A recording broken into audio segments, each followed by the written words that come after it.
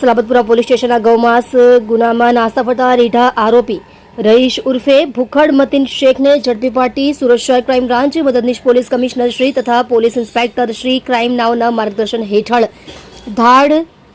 લૂંટ સ્કોડની ટીમ અલગ અલગ પોલીસ સ્ટેશનોમાંથી ગંભીર પ્રકારના ગુનામાં નાસ્તા ફરતા આરોપીઓની માહિતી એકત્રિત કરી ટેકનિકલ સર્વેલન્સ તેમજ હ્યુમન ઇન્ટેલિજન્સ મારફતે વર્કઆઉટ કરી રહેલ હતા. તે દરમિયાન મળેલ આધારભૂત બાતમી હકીકતના આધારે ડિંડોલી ઇકલેરા રોડ અલમદીપ સોસાયટીના નાકેથી ગૌવંશની ગેરકાયદેસર કતલ કરેલ ગૌમાંસના ગુનામાં નાસ્તા ફરતા રીઢા આરોપી રહીશ ઉર્ફે ભૂખડ મતીન શેખ उम्र वर्ष 50 धंधो खाटकी रहे घर नंबर 5 गुलशन नगर ऊन पाटिया भिंडी बाजार भैस्तान सूरत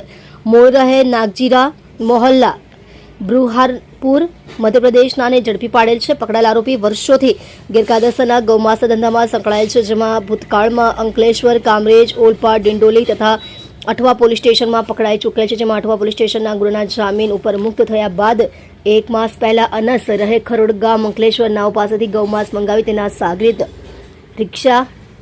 ड्राइवर रऊफ नबी शेख नाव द्वारा अत्रे सूरत मुकामे अकरम गांडू अकरम तथा साकिर मौलाना नाव ने आपवा सारू मोकलता दरमियान रऊफ बनी शेखनो